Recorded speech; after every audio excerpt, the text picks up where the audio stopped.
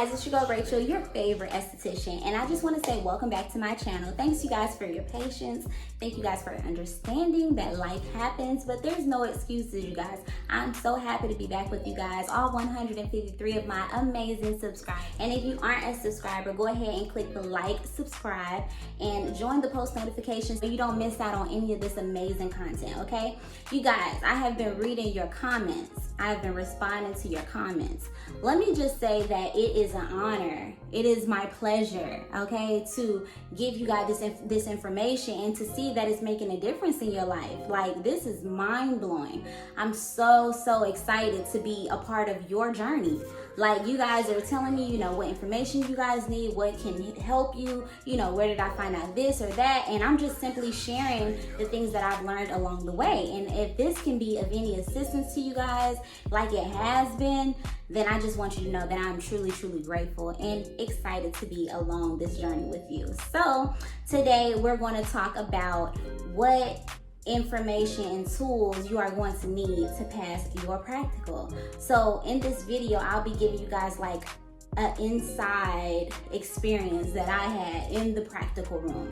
We're going in the practical room, you guys, okay? So I'm going to take you in this practical room and let you know the different feelings, the different emotions that I was going through, and some of the tools that helped me to pass my exam. So stay tuned.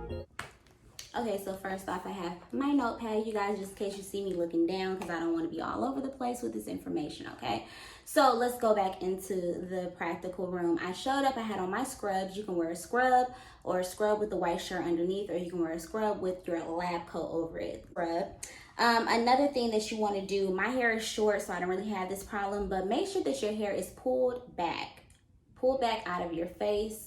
Let's just take it back to the school days. In my school, we couldn't have our hair all over the place, so we had to have it pulled back or just at a nice shoulder length. And make sure that your nails, you guys, be mindful of your nails. If you couldn't wear nails in school, you cannot wear nails to the exam.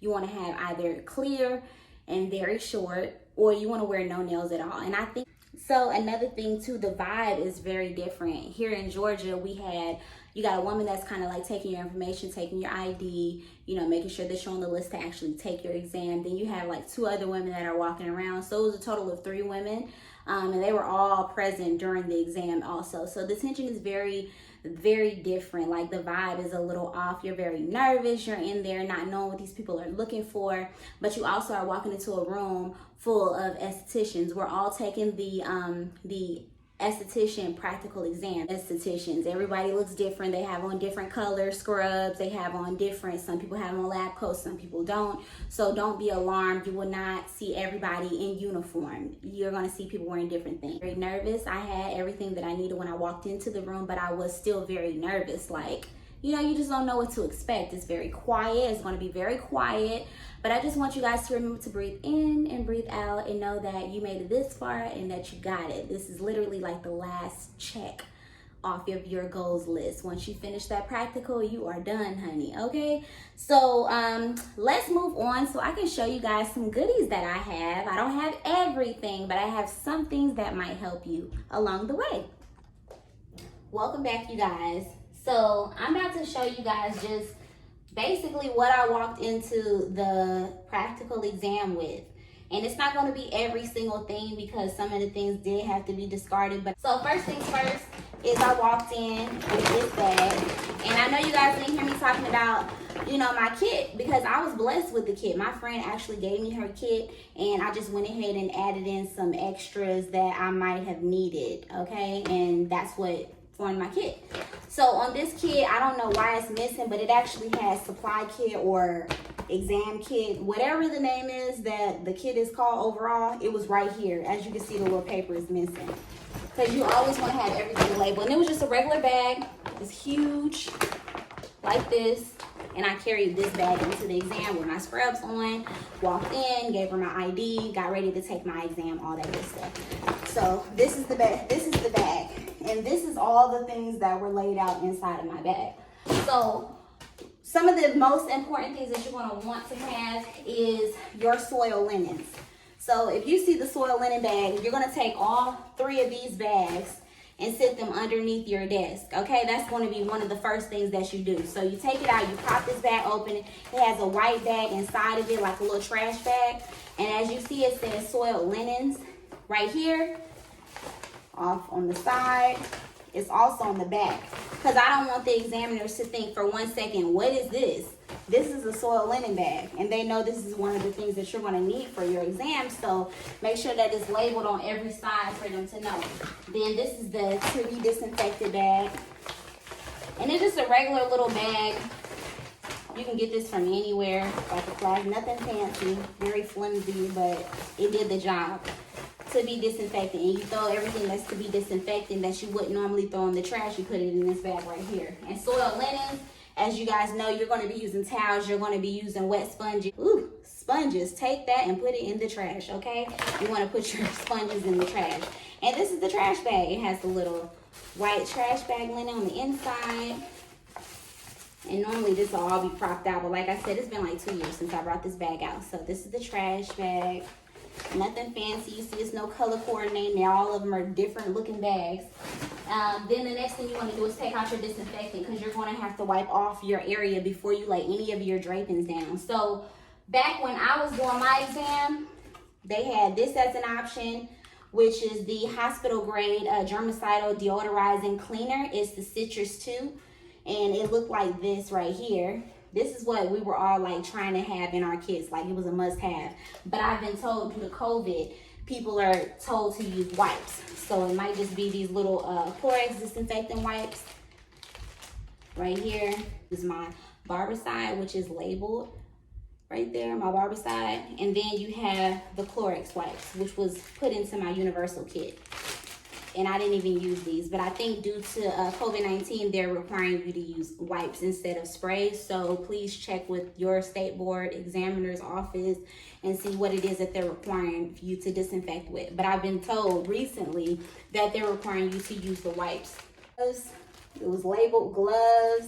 It was a lot of gloves in here. And this right here was for my sponges, you guys. It's labeled wet sponges, and it was in a Tupperware. You see how it's nothing fancy, just make sure that everything is labeled. So it was a regular Tupperware dish, and make sure that you have your hand sanitizer. Like I said, you'll be hand sanitizing the heck out of some gloves, because that's what I wore. I wore gloves for my exam, and that's just what it was. So let's rewind actually. So you get there, you have your bag, you take out your 3 bags, sit them neatly underneath the table. They're more than likely to be stacked as close as possible, like this right here, kind of like together, but to where you can still see the name and they're propped out enough, because you're going to share a very small space underneath the table with another person. You don't know who that person is going to be. You don't know what that person brought along with them, but you have to fit your bag and your 3 bags underneath the table in the neatest manner. And it can't be spilled over, because they will say something to you like, hey, scoot your stuff over. Hey, you need to give her space. They'll actually have an assigned spot to where it's like you can't even cross the line. You can't cross into the other person's space. So be very neat with your things and have it kind of close together, okay? But and then the next thing is you have your drapings for the table, and you can drape however you want. Some people used to use this like blue medicine looking hospital looking cloth. That's not mandatory. I used hand towels. I use white hand towels from Walmart. I don't have them down here with me because like I said, this bag is 2 years old, but hand towels, you can get them from Walmart. They're like $1 and some change. You don't have to have really fancy hand towels, but they do need to be white and clean and fresh, because if you notice in the esthetician room, when you're doing a facial, your facial is going to consist of white towels. I don't know about you guys, but I prefer a white towel when I'm doing like a steam towel, or if I'm prepping my bed, it'll be a white towel whenever it's time to set up for my facial. So it's just a cleaner, a fresher look. But those are like $1 and some change at Walmart. So the next thing that you do is you bring out your amazing mannequin head. You guys, this mannequin head is old. This bad boy is still got some makeup on from when I took my exam. I think the brows is on there. And this is from the emergency blood kit. Let me see. The blood exposure kit, when you have to put that dang on. Let's go ahead and talk about the blood exposure kit. So the blood exposure kit is right here. is basically where you act like your client has been injured. So you would put on your gloves. I think I had a 2x2 in here where I would like wipe the area, and then I had a Band-Aid, and then you put the Band-Aid. Now the catch on the exam, on the practical, hear me loud and clear because I messed up on this part, but it was just because I was super nervous. So you take it out of this bag, and instead of throwing your trash into the trash, no ma'am, put it back inside, put it inside of a bag like this. See, I have 2 bags. So you put the trash inside of this empty bag that you had inside of this bag. This is your blood exposure kit trash bag. You put it inside this bag, wrap it up, and put it back inside of this bag. Then you would expose. This was my the microderm kit. I actually have microderm kit.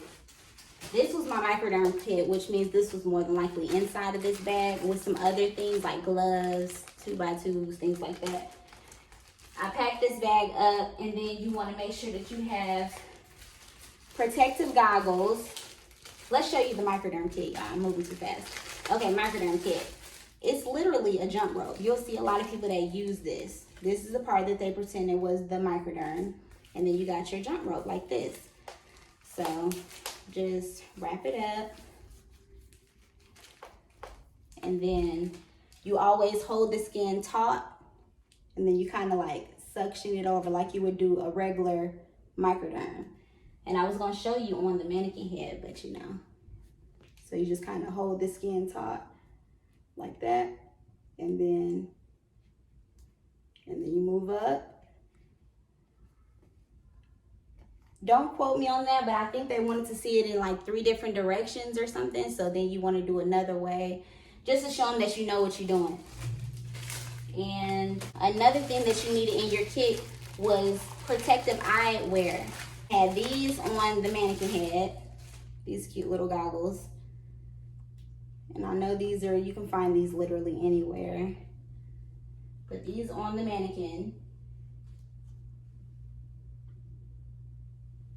And then I had these for myself. So you actually put these on. Okay? And for makeup, you actually need a lot. Like you actually had the makeup applicators. This was the supplies. They had a lot more supplies. I actually had actual eyeliners, lipstick, blush, everything you need for makeup. I actually had that in my kit, which I'm gonna look through some more.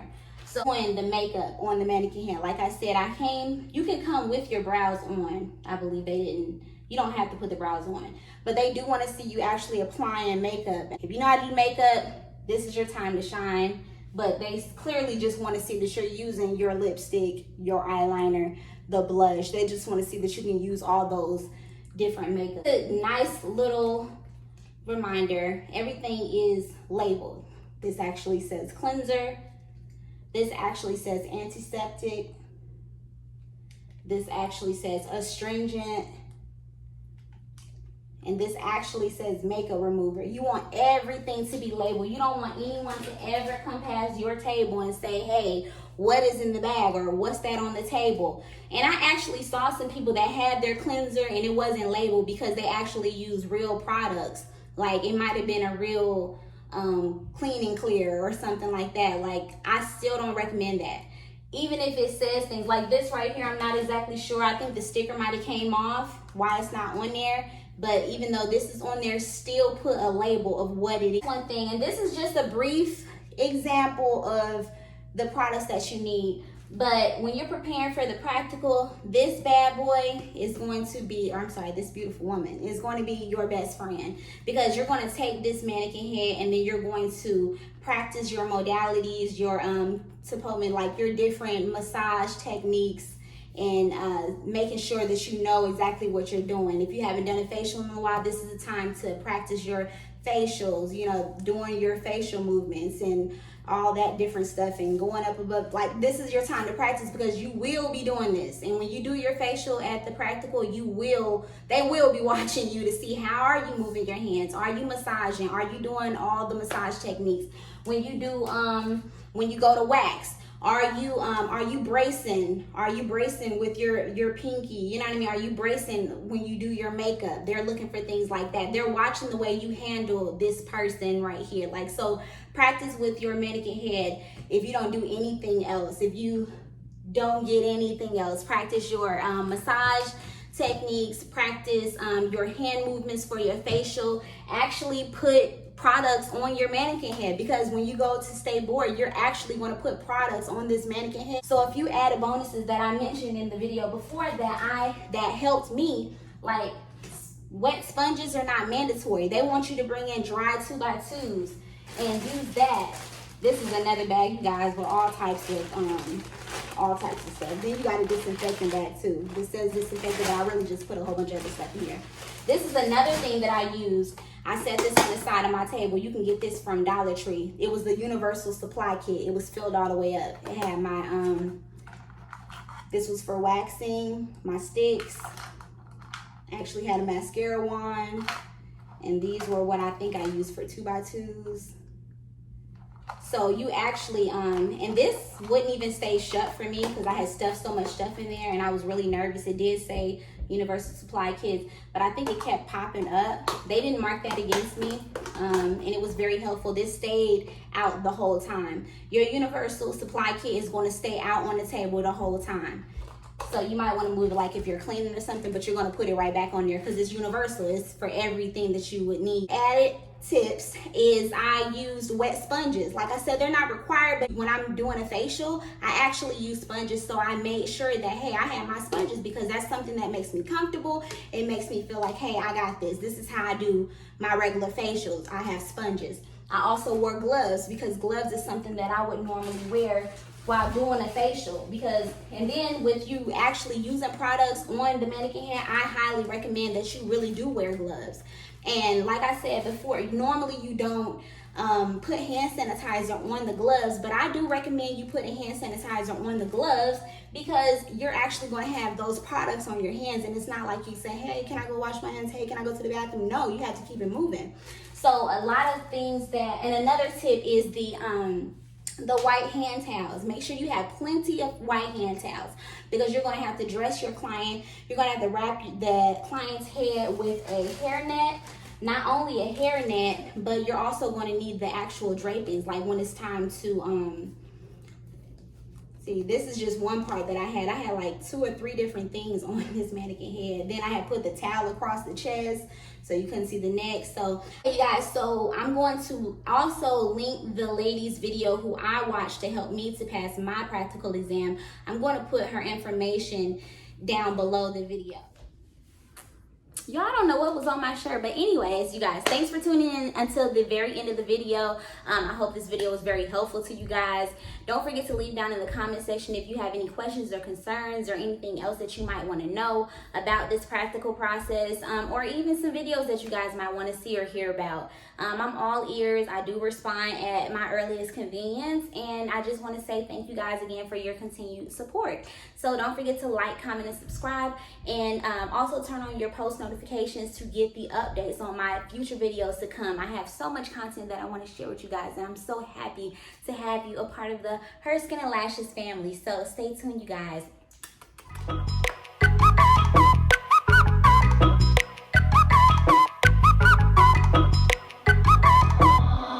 Wake up real early, drink champagne with breakfast. 11:30.